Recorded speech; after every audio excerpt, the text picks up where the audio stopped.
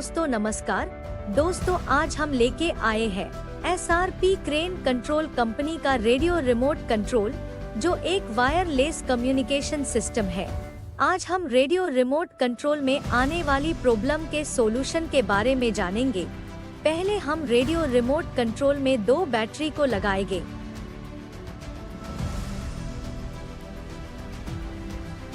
और हम रिसीवर के बारे में जानेंगे।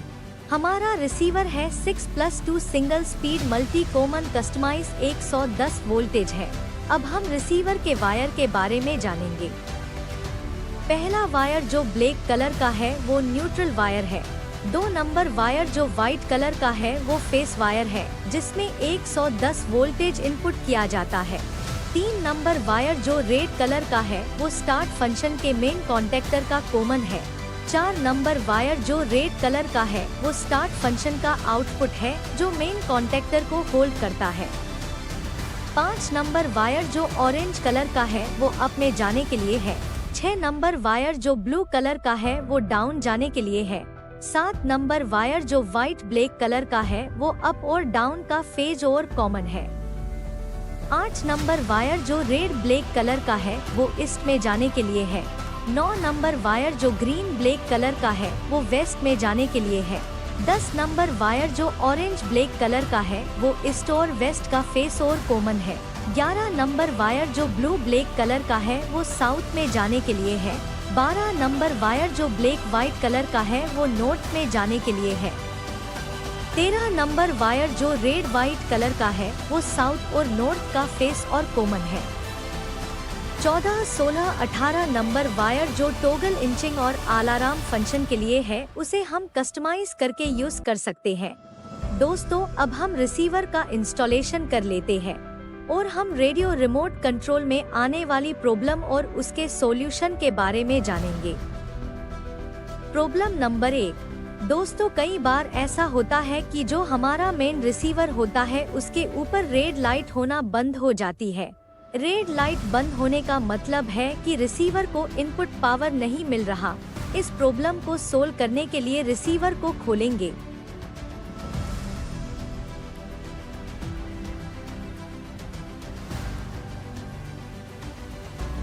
उसके बाद इनपुट पावर का फ्यूज चेक करेंगे। फ्यूज को निकाल के मल्टीमीटर कंटिन्यूटी में रखकर फ्यूज को चेक करेंगे। अगर फ्यूज खराब है तो उसको बदल देंगे। बदलने के बाद रिसीवर स्टार्ट हो जाएगा। Problem number 2। रिमोट कंट्रोल में से सभी फंक्शन प्रेस करने पे रिले होल्ड होती है, लेकिन स्टार्ट फंक्शन प्रेस करने पे मेन कॉन्टेक्टर होल्ड नहीं होता। उस वजह से सभी फंक्शन से आउटपुट नहीं मिलता।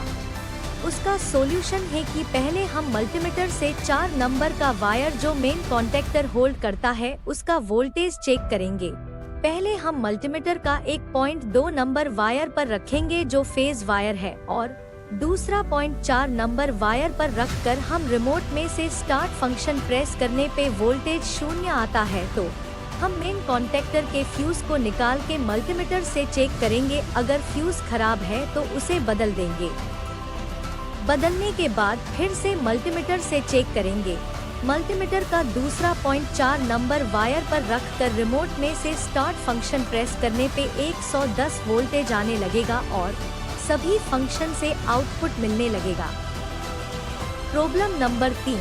रिमोट कंट्रोल में से अप और डाउन फंक्शन प्रेस करने पे रिले होल्ड होती है, लेकिन अप और डाउन फंक्शन का आउटपुट नहीं मिलता है तो हम पहले मल्टीमीटर से अप और डाउन फंक्शन का वोल्टेज चेक करेंगे।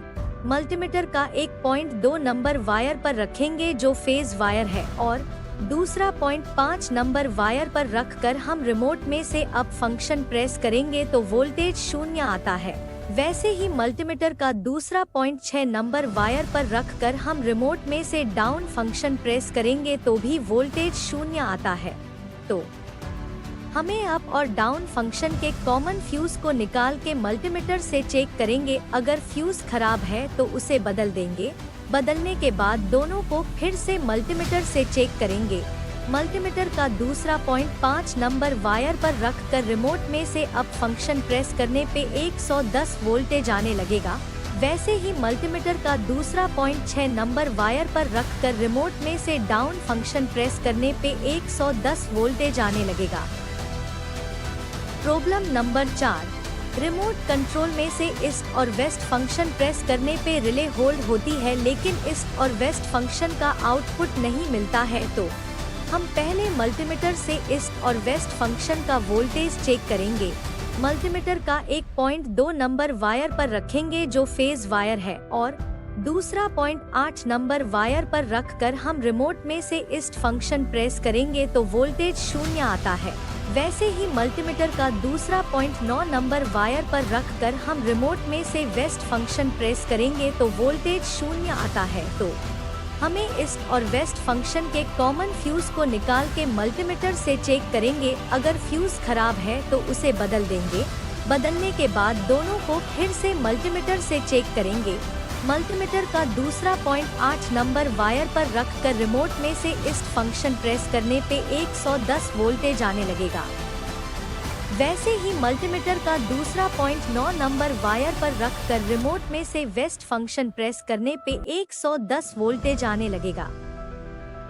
प्रॉब्लम नंबर 5, रिमोट कंट्रोल में से साउथ और नॉर्थ फंक्शन प्रेस करने पे रिले होल्ड होती है लेकिन साउथ और नॉर्थ फंक्शन का आउटपुट नहीं मिलता है। तो हम पहले मल्टीमीटर से साउथ और नॉर्थ फंक्शन का वोल्टेज चेक करेंगे। मल्टीमीटर का एक पॉइंट 2 नंबर वायर पर रखेंगे जो फेज वायर है और दूसरा पॉइंट 11 नंबर वायर पर रखकर हम रिमोट में से साउथ फंक्शन प्रेस करेंगे तो वोल्टेज 0 आता है।